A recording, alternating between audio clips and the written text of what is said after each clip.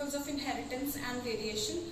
ये जेनेटिक्स का first chapter है एंड जेनेटिक्स ओवरऑल ही एक इम्पॉर्टेंट एंड इंटरेस्टिंग यूनिट है और जिसमें ये टॉपिक भी बहुत ज्यादा इम्पोर्टेंट है। इसका हर टॉपिक में मैं आपको जनरली यही बोल रही हूँ, this topic is important, this topic is important, that means all the topics are important, right. और अभी हमने chromosomal theory of inheritance finish किया है, that was also one of the most important topics.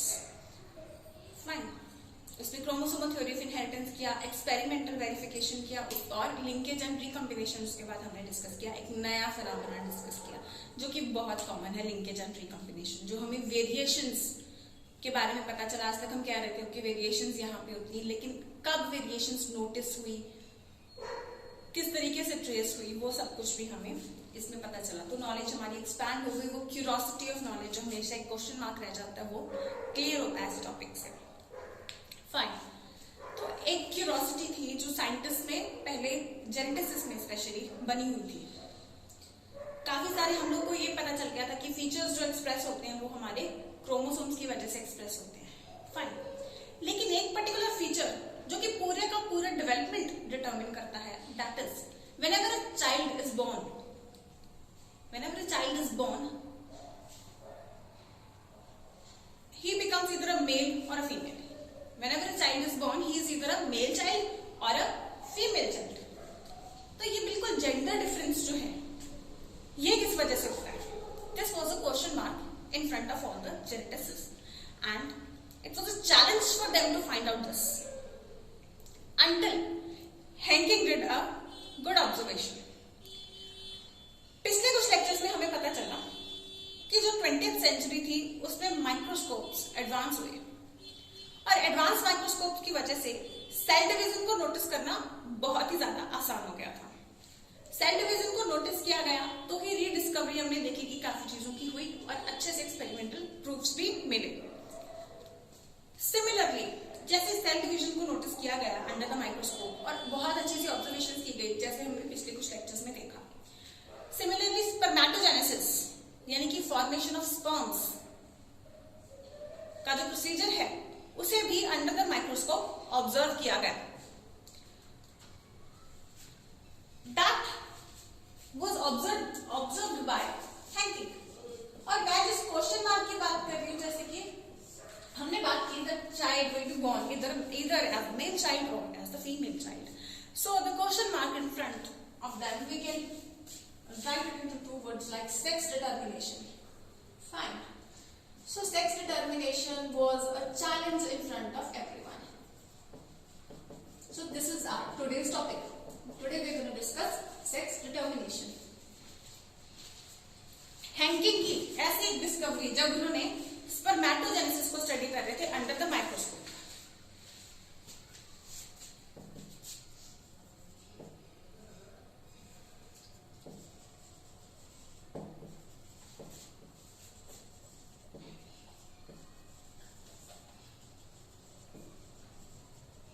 And let me tell you, he was studying this spermatogenesis not in humans but in insects.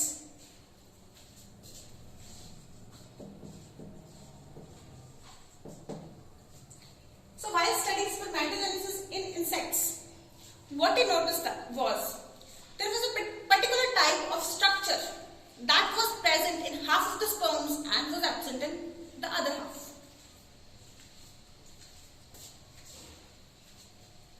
So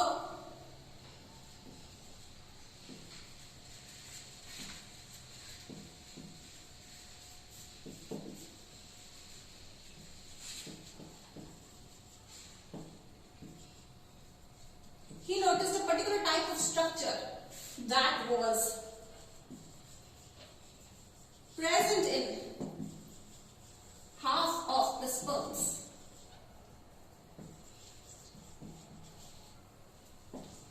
and absent in the other half. तो ये जो mail insects थे, obviously क्योंकि ये spermatogenesis हो रही है तो मेल इंसेक्ट्स थे वो दो तरह के स्पर्म्स प्रोड्यूस कर रहे थे। हाफ में ये एक्स था और अदर हाफ में ये एक्स नहीं था। फाइन, देन फीमेल्स में जितने भी एक्स प्रोड्यूस होते हैं all of them have this x body. तो ये एक्स उस टाइम पे एक्स नहीं था, ये जो saw that one particular structure is there which is present in half of the sperms and not in other half of the sperms, and then he said okay, let it be x for a while, let it be x, so he named it as the X body.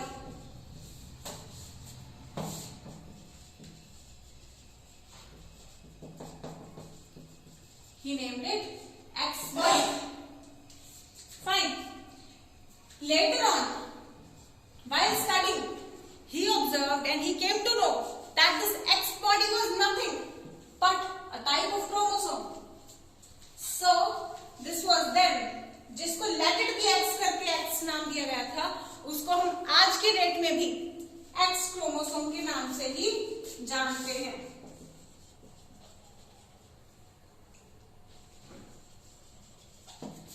So he found that half of the male gametes had this X chromosome and the other half did not.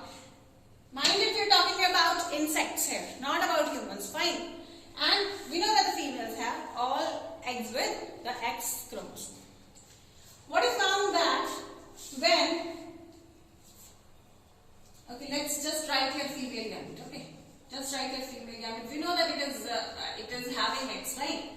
So wherever this sperm with X body fuses with the female gamete, he found that a female is produced, and whenever the other gamete that is devoid of X chromosome that fuses with the female gamete, a male child is produced, a male progeny is produced. So he was the first to find out that the male gametes and not the female gametes, not the female gametes, but the male gametes were responsible for sex determination in this particular case. See, here we see that two types of male gametes are formed and only one type of female gametes are formed. So, we have always been telling homo and hetero terms, right? So, homo, we say whenever the things are similar. And we use the term hetero whenever the things are dissimilar. Now, the female gametes are all similar, but the male gametes are the deciding factor, and the male gametes we know are dissimilar. So this particular phenomenon where the male gametes are dissimilar and they are particularly responsible for sex determination in the progeny, we will call this phenomenon as male heterogamety. Fine. Because gametes here, male gametes in particularly here are formed of two types, not one type, not homogametes but heterogametes, and this particular male heterogamety is what is responsible for sex determination in the progeny. Fine. And mind it, there was nothing in these insects he noticed. There was the X chromosome in half of the gametes, and in place of that X gametes there was no other gamete over here in the other half. So this particular type, we can say that XX is female, because we know that the female gametes have all X. So both these XX will join to form a female, and nothing here in place of X. बाकी autosomes और बाकी सब होगा, लेकिन यहाँ पे X की जगह कुछ नहीं होगा. तो this we can say as XO type, and this XO type was a male, and this particular type of male heterogamety we can say first category in male heterogamety is XO type, where XX are females and XO are males. See, not all insects lie in this category, but some do. Fine. Male heterogamety में X type जो होगी वो female होगी और XO type mail होगी. And there are some insects which follow this rule, and here we can write the example of grasshopper. Clear? Then further observations lead to, okay, obviously we have been always interested in exploring anthropology, that is, we have always been interested in exploring humans. What happens in humans? Is the similar thing present or not? And what was the discovery in humans was that yes, in humans too, males produce two types of gametes, half with X body and other half devoid. And the female again produces all the female gametes with the X body. But later on, it was observed that there is a smaller chromosome. A chromosome is present with a body smaller than the X. Much smaller than X. X से बहुत ही छोटी. Male gametes में दूसरा वाला ऐसे खाली नहीं जाएगा, बिना किसी सेक्स क्रोमोसोम के नहीं जाएगा. जैसे यहाँ पे इंसेक्ट्स के केस में हाफ में X गया, हाफ में कुछ नहीं गया. मेल गैमेट्स ह्यूमन के केस में हमने देखा कि ठीक है हाफ में X जाता है, लेकिन अगर हाफ में ठीक है X नहीं जाता, लेकिन उसकी जगह पे एक छोटा क्रोमोसोम जाता है. तो क्योंकि it was taken to be let it be X, so it was taken to be let it be Y. ठीक है, so this is now known as Y chromosome. And whenever the sperms with X chromosome fuse with the female gametes, a female child is produced, and whenever the chromosomes with Y chromosome fuses, XY is produced, that is a male gamete. A male zygote of the male progeny is produced in this case. It is again, in this case, in humans and some other. I told you not all insects fall into this category, but some insects do fall in this category too. Okay. Some other insects we can say. In humans and some other insects, again there is male heterogamity, but unlike the former one where there was nothing going in the other half, here there is a smaller chromosome named as Y chromosome goes in the other half of the sperms. Okay, resulting into again, क्योंकि यहाँ पे भी male gametes दो अलग अलग तरह के बन रहे हैं, फीमेल गैमीट्स अगेन होमो हैं, बिल्कुल यूनिफॉर्म बन रहे हैं, यहाँ पे दो अलग अलग तरह के बन रहे हैं. So again we fall into male heterogamity, but this is not XXXO type, this is rather XXXY type of sex determination, falling under the category of male heterogamity. And here we see that XX produces female and XY. See, autosomes का कोई फर्क नहीं होगा. यहाँ पे autosomes जो जितने भी किसी ऑर्गेनिज्म में होते हैं, जैसे हम में 22 पेयर्स होते हैं ऑटोसोम्स के और 1 पेयर सेक्स क्रोमोसोम का, यानी टोटल 23 पेयर्स. तो ऑटोसोम्स जैसे भी वो तो होंगे ही. ठीक है, ऑटोसोम्स तो पेयर में होंगे ही. We are just talking about the sex chromosome pair है. तो XX will be female and XY. I'll just drop the autosome part here because we're not talking about that. But you must remember in your mind that autosomes will be present, obviously. Okay, only then there will be complete development of the organism. XX type female बनेगा और XY type जो है वो male बनेगा. और example हमने कौन सी ली इसमें? Humans की and some other insects. Do you want to know what are those? Any example of those insects? I told you humans and other insects. Here we can say example, insects like, okay, insects like grasshopper here, and here humans and other insects like what? The example is very interesting. Why interesting? Because we have studied about that particular example over here. And that particular example, you can make guesses in your mind while watching the video, that particular insect was worked upon by Morgan. Yes, it is none other than Drosophila melanogaster.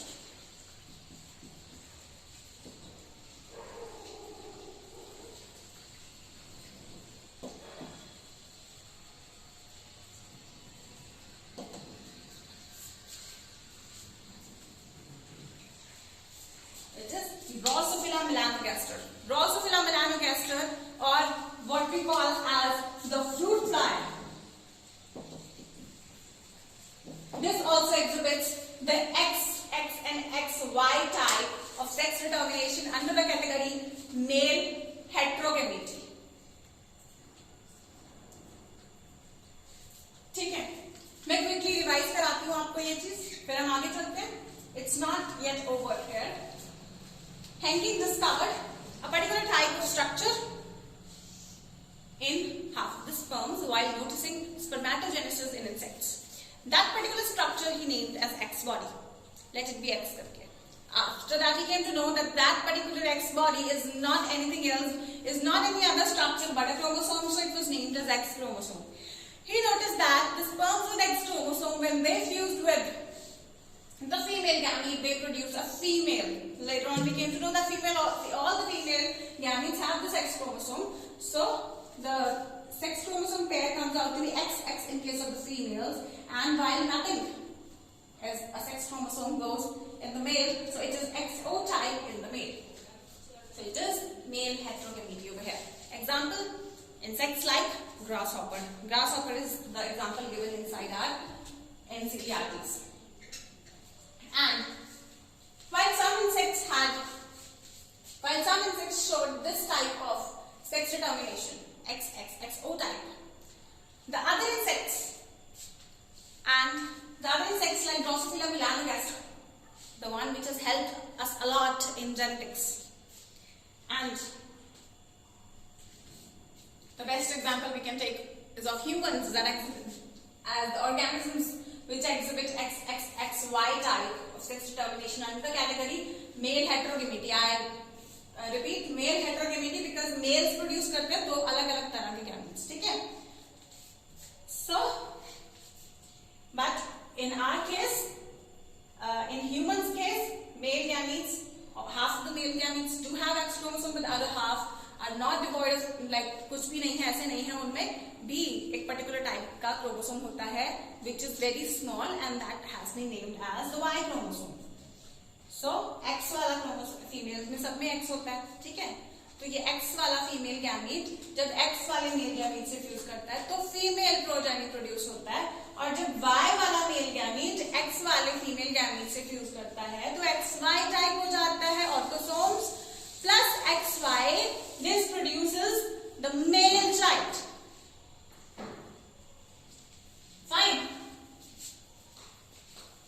I will not repeat the same thing here that I am repeating, still I am saying this, that since always females have been blamed for having the female child, right? The mothers have been blamed, but see, they are not playing no role here. Yeah, intentionally even the men don't, but no role. Still, it is just a natural thing, so both the genders should be accepted as equal in the society. Fine. So this is all with male heterogamity. We will now start with the next topic. I will just rub this portion first. Okay, from here to here, I'll just rub.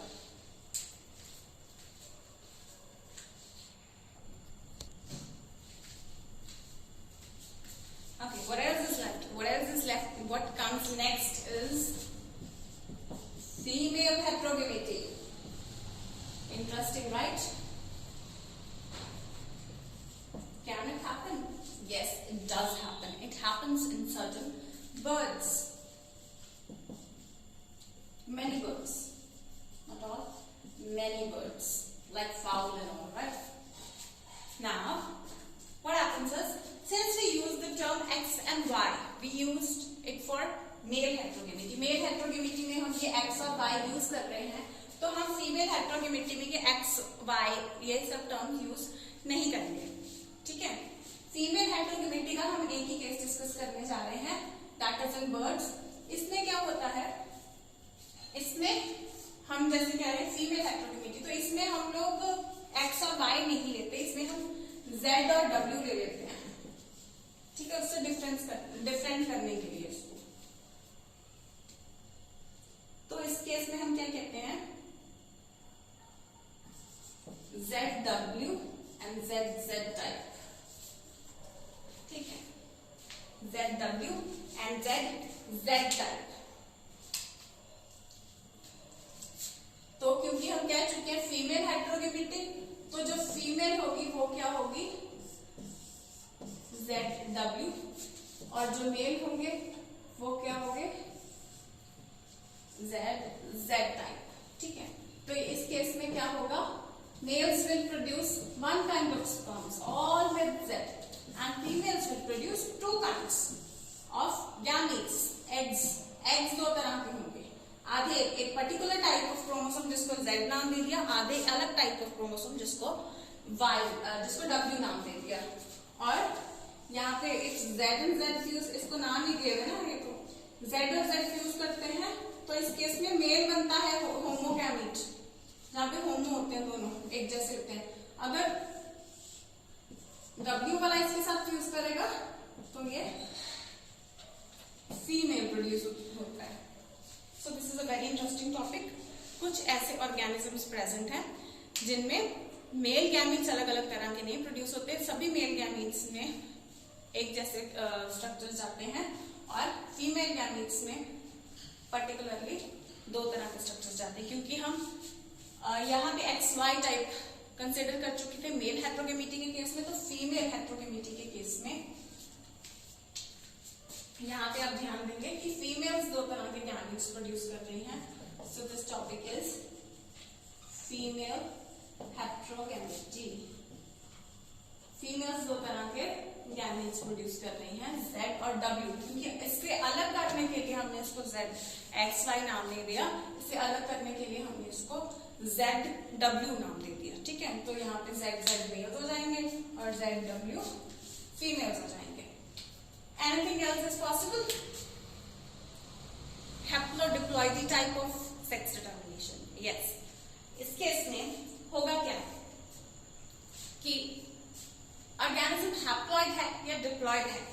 ऐसे भी organisms होते हैं जिसमें एक particular gender haploid होता है और एक पर्टिकुलर जेंडर डिप्लॉइड होता है, और ये पर्टिकुलर केस डिटरमिन करते हैं कि सेक्स डिटर्मिनेशन जो होगी वो क्या होगी, कि सेक्स जेंडर जो होगा वो मेल होगा या फीमेल होगा।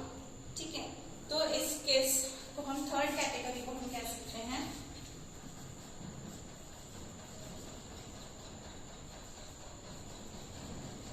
हैप्लोडिप्लॉइडी टाइप ऑफ या हैप्लोडिप्लॉइड सेक्स डिटर्मिनेशन।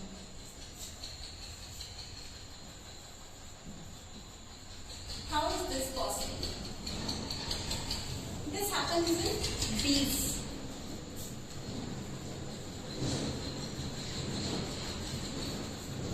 तो बीज में पर्टिकुलरली क्या होगा,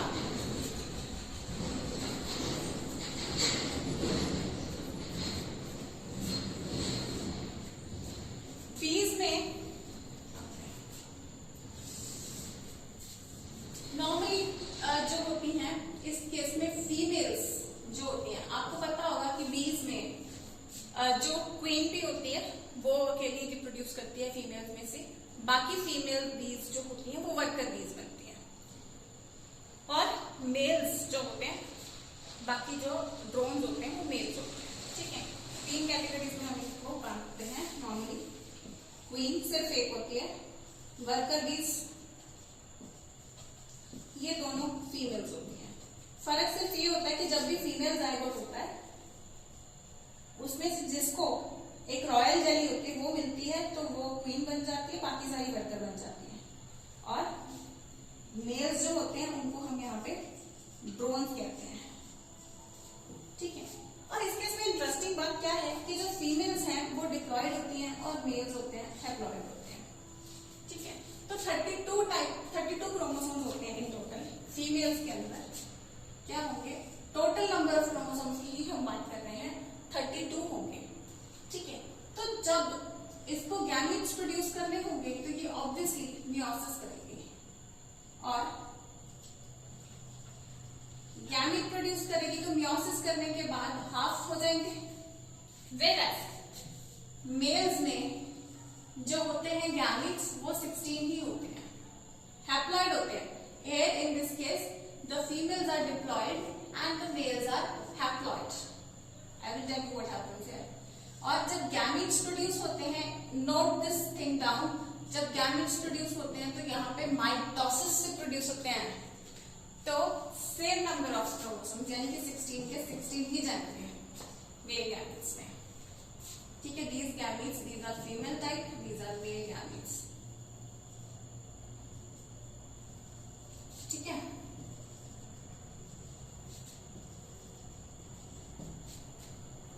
तो अब क्या होगा, अब दो चांसेस बनते हैं, दो चांसेस इस तरीके से बनते हैं कि वन पॉसिबिलिटी कि एग को मेल गैमीट मिल जाए, तो ये 16 प्लस 16 32 क्रोमोसोम्स हो जाएगा और ये फीमेल प्रोड्यूस हो जाएगी। और जब फीमेल, देखो फीमेल प्रोजेनी प्रोड्यूस हो गए, सारे फिलहाल तक एक जैसे होते हैं। इस पर्टिकुलर फीमेल्स में से one particular female that gets royal jelly, royal jelly होती है जो ऑलरेडी ये क्वीन बी होती है, जो सिर्फ फीमेल गैमेट सिर्फ क्वीन बी प्रोड्यूस करती है। ठीक है, तो जिसको रॉयल जेली मिलती है वो बन जाती है क्वीन बी, और जिसको रॉयल जेली नहीं मिलती, रेस्ट बाकी की सारी, वो बन जाती है वर्कर बीज।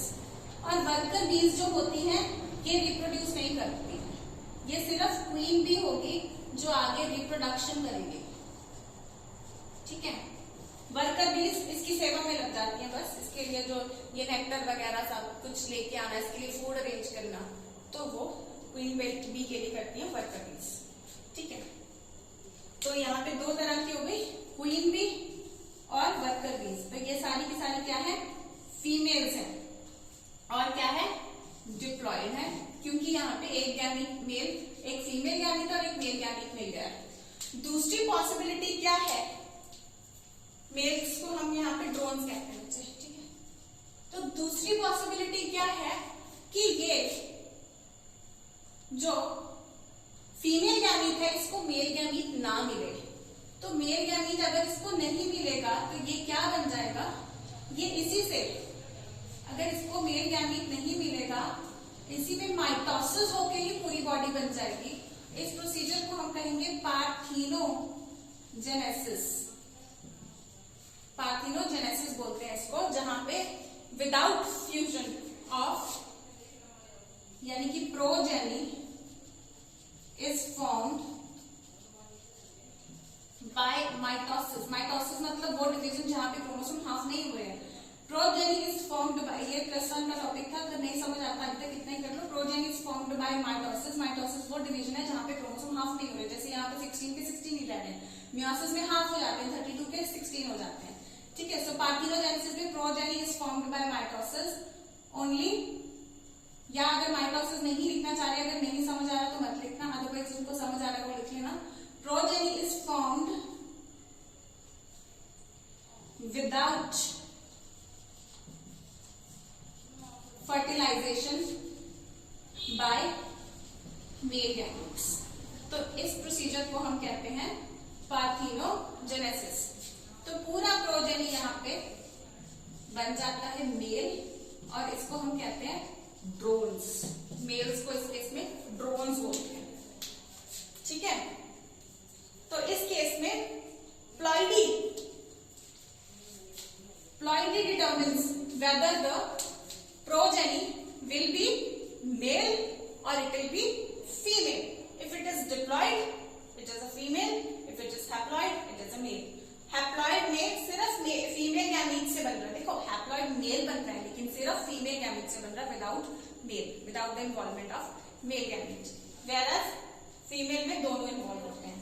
तो यहाँ पे एक इंटरेस्टिंग सा सेंटेंस आता है which says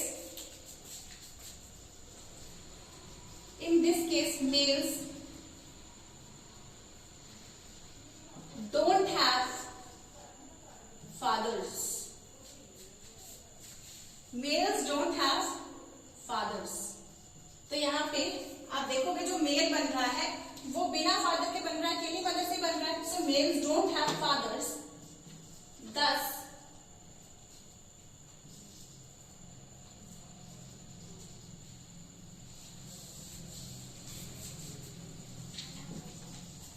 males do not have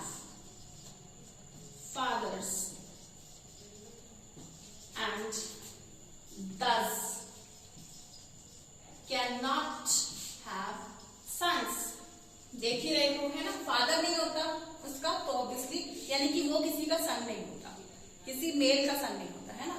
so male यहाँ पे, if this is the male, they don't have father, सिर्फ फीमेल से बन गया, एंड दस कैन नॉट हैव सन। हम देख रहे हैं कि जहां पे मेल गैमीट इन्वॉल्व हो गया वहां पे सीधा फीमेल बन जाती है। अगर मेल गैमीट इन्वॉल्व होता, अगर इसका बेटा नहीं हो सकता यानी कि, और क्योंकि इसका गैमीट इन्वॉल्व होगा तो वो सीधा फीमेल बन जाएगा, है ना। और जहां पे इसका गैमीट इन्वॉल्व होगा वो सीधा फीमेल बन जाएगी।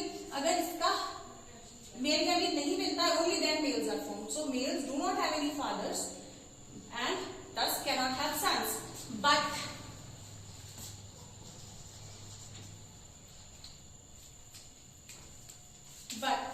they do have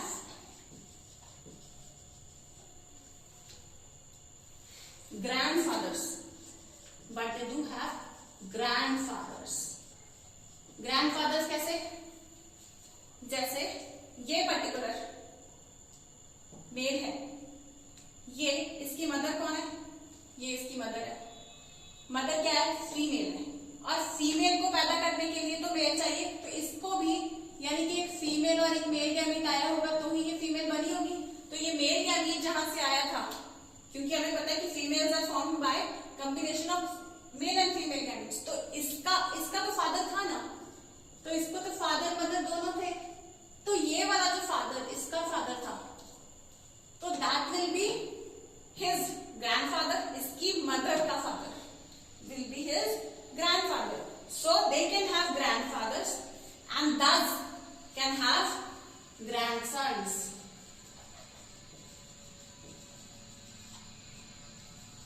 मदर वाली साइड पे यानी कि इसके ग्रैंडफादर हो सकते हैं, ठीक है, क्योंकि ये मेल यानी बना मदर से, मदर का तो फादर था इसलिए वो फीमेल बनी, ठीक है। And thus they can have grandsons.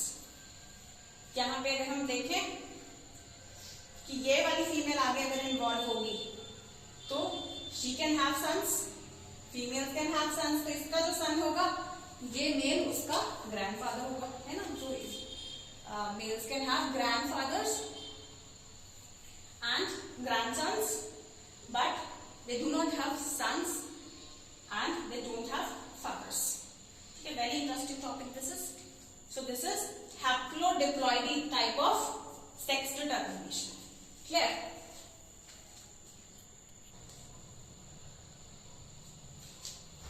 तो एनसीईआरटी में आपके इतना ही है, ठीक है।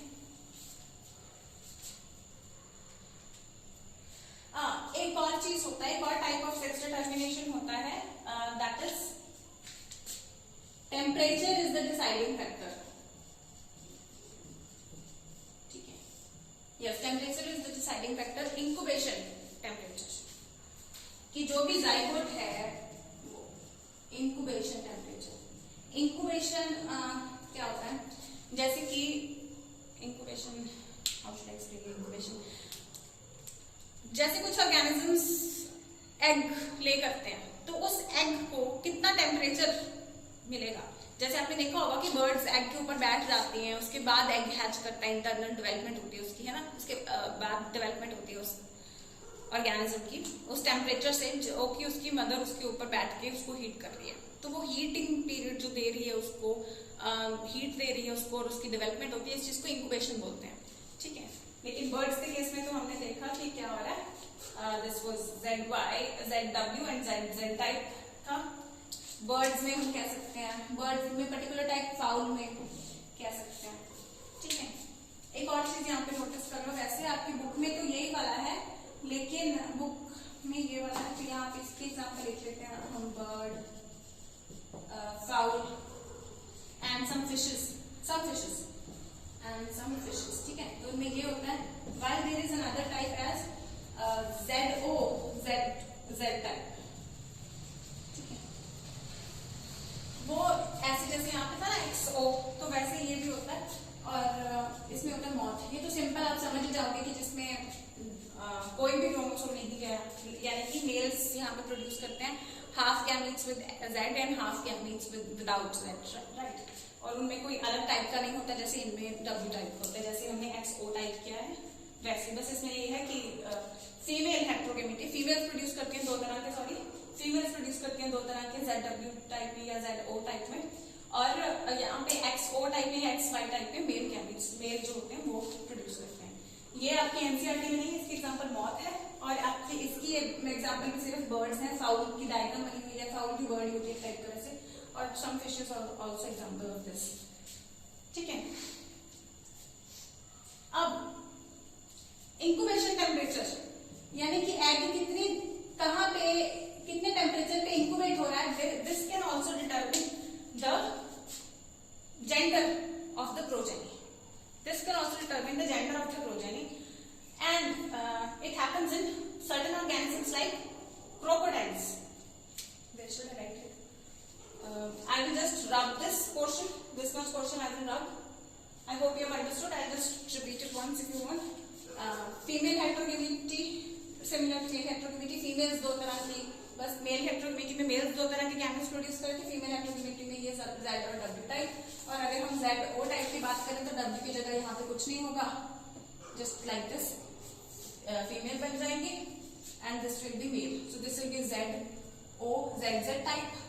ठीक है, and in birds, fowl and some fishes, what happens is half of the female gametes have Z and other half, हम सिर्फ ये नहीं कहेंगे कि they are devoid of Z, they have another type of chromosome which we name as W, so हम बस same type भी ऐसे आप इसका क्रॉस कर सकते हैं।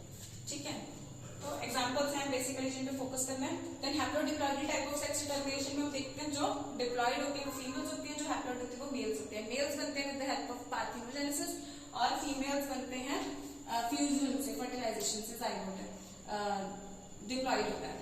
ठीक है, और फीमेल गैमीट बनने के लिए रिडक्शनल डिवीजन यानी कि मियोसिस चाहिए, और मेल गैमीट बनने के लिए सिंपल माइटोसिस चाहिए। तो यहाँ पे जो मदर होती है वो हमेशा क्वीन भी होती है, और जो वर्कर बीज होती है बेटा वो स्टेराइल होती है। ठीक है, वो स्टेराइल मतलब दे कैन नॉट रिप्रोड्यूस, ये रिप्रोडक्शन में पार्टिसिपेट नहीं करती हैं, सिर्फ वर्कर बीज होती है, रानी मुर्गी जिसको बोलते हैं, तो वो हेल्प करती है, क्वीन बीज होती है वो हेल्प करती है इसमें रिप्रोडक्शन में। ठीक है, अगर फीमेल गैमीट को मेल गैमीट नहीं मिला तो वो ड्रोन बन जाएगा, यानी कि मेल ही बन जाएगा, एंड अगर उसको मिल गया तो वो फीमेल बन जाएगा। फीमेल्स जो बन गई उसमें से सिर्फ जितने भी काफी सारे प्रोजेनी फीमेल्स बनेंगे, तो उन काफी सारों में से सिर्फ एक को, जो बाकी वर्कर बीज ऑलरेडी डेवलप्ड है, वो क्या करेंगी, इस चीज को ध्यान से सुनना, ये लिखा नहीं हुआ कहीं पे, जितनी भी वर्कर बीज ऑलरेडी हैं, एक तो इसकी मदर है फीमेल, ठीक है, और बाकी इसके साथ के इसकी जो सिस्टर्स हो गई लगा लो, है ना, सारी वर्कर बीज बन गई थी, तो वो सारी वर्कर बीज अब जब इसके प्रोजेनी पैदा हुए हैं उसमें से हमें मेल्स तो पता चली जाएंगे, जो हैप्लॉइड है वो तो सारे ड्रोन्स बन जाएंगे, और जो फीमेल जितनी भी प्रोड्यूस हुई है जिनको मेल गैमीट्स मिल गए, उनमें से उन सारी फीमेल चाइल्ड में से अब बाकी लोग जो सेवा करने वाले उनके नर्सेस हैं, वर्कर्स हैं, वो अब डिसाइड होगा कि किसको रॉयल जेली मिलेगी। सिर्फ एक को रॉयल जेली मिलेगी, और जिसको रॉयल जेली मिल जाएगी वो क्वीन बन जाएगी, वो ही सिर्फ रिप्रोडक्शन कर पाएगी और बाकी सबको नहीं मिल पाएगी रॉयल जेली। वो पर्टिकुलर टाइप ऑफ सिक्रीशन, वो particular type of jelly they produce with the help of certain products में भी दिस फ्लावर्स नेक्टर, तो वो प्रोड्यूस करते हैं और इनको फीड करते हैं उससे। ठीक है, तो अभी मैं आपको टेम्परेचर कैसे हेल्प करता है वो बता रही हूँ। I will just rub this all portion.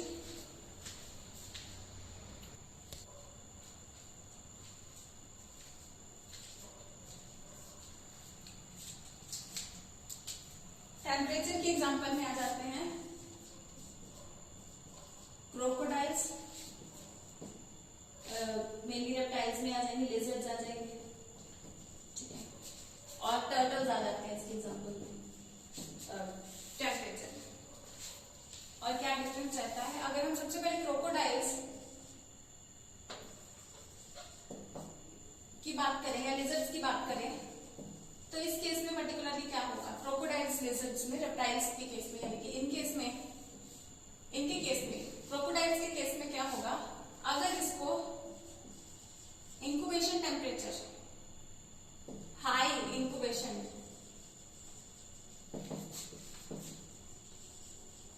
Temperature मिलता है, हाई इंक्यूबेशन टेम्परेचर मिलता है, तो ये मेल्स बन जाते हैं, और अगर इनको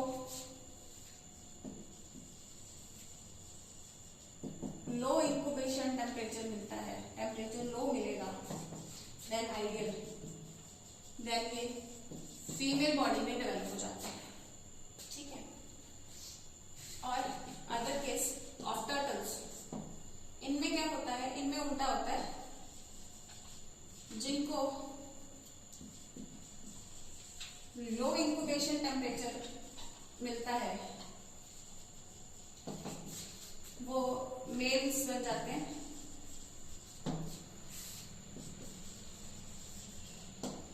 और जिनको हाई इंक्यूबेशन टेम्परेचर मिलता है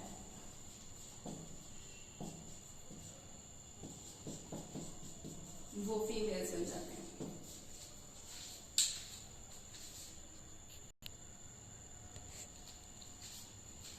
सो इस केस में क्रोकोडाइल्स को अगर हाई इंक्यूबेशन टेम्परेचर मिले तो मेल्स, लो इंक्यूबेशन टेम्परेचर मिले तो फीमेल, और टर्टल्स के केस में लो इंक्यूबेशन टेम्परेचर मिले तो मेल्स, हाई इंक्यूबेशन टेम्परेचर मिले तो वो फीमेल बॉडी बन जाएगी, ठीक है। तो इन केस में क्या होता है, temperature is the determinant, temperature determine होता है क्रोकोडाइल और लेजर्स के केस में ये होता है।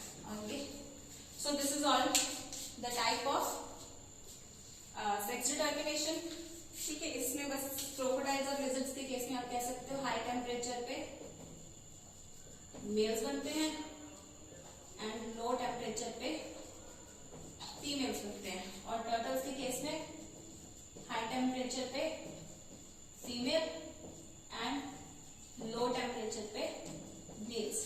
ये हमारा पूरा चार्ट कंप्लीट होता है, जिसमें मैंने आपको बाकी सारी रिवीजन तो करवाई दी थी, टेम्परेचर का पार्ट रह गया था वो आपको करवा दिया मैंने, और ये हमारा पूरा चार्ट बन जाता है। इसमें से ये मेल हेट्रोगेमिटी, फीमेल हेट्रोगेमिटी, ये सारा क्वेश्चन, मेल हेट्रोगेमिटी एंड फीमेल हेट्रोगेमिटी, ये सारा क्वेश्चन उसमें है आपकी एनसीईआरटी में। ZOZZ टाइप जिसकी एग्जांपल मॉथ है, ये नहीं है, और इसकी बाकी एग्जांपल्स सम फिशेस, ये जो एग्जांपल है ये नहीं है, इसको नोटिस कर सकते हैं। हैप्लोडिप्लॉइडी टाइप है, देन टेम्परेचर का पार्ट आपके एनसीईआरटी में नहीं है, इसको भी आप एनसीईआरटी में साइड पे, एनसीईआरटी के ऊपर ही जरूर नोट कर लेना। आप नोटबुक पे जरूर नोट्स बनाएं, सारा जो भी मैं लेक्चर नोट्स देती हूँ वो नोटबुक पे जरूर बनाएं, लेकिन ये जो पर्टिकुलर टॉपिक जो मैं बता देती हूँ कि ये एनसीईआरटी में नहीं है, तो इसको आप एनसीईआरटी के ऊपर भी नोट कर लिया करें, ठीक है, क्योंकि लास्ट में आपको, लास्ट रिवीजन में हम इन्हीं चीजों को इस्तेमाल करते हैं ज्यादा एनसीईआरटी को, तो वहां पे भी ये पर्टिकुलर टॉपिक्स आप नोट कर लिया करें ताकि आपको पढ़ने में बहुत आसानी होगी, ठीक है। और keep on revising, keep on studying, all the best.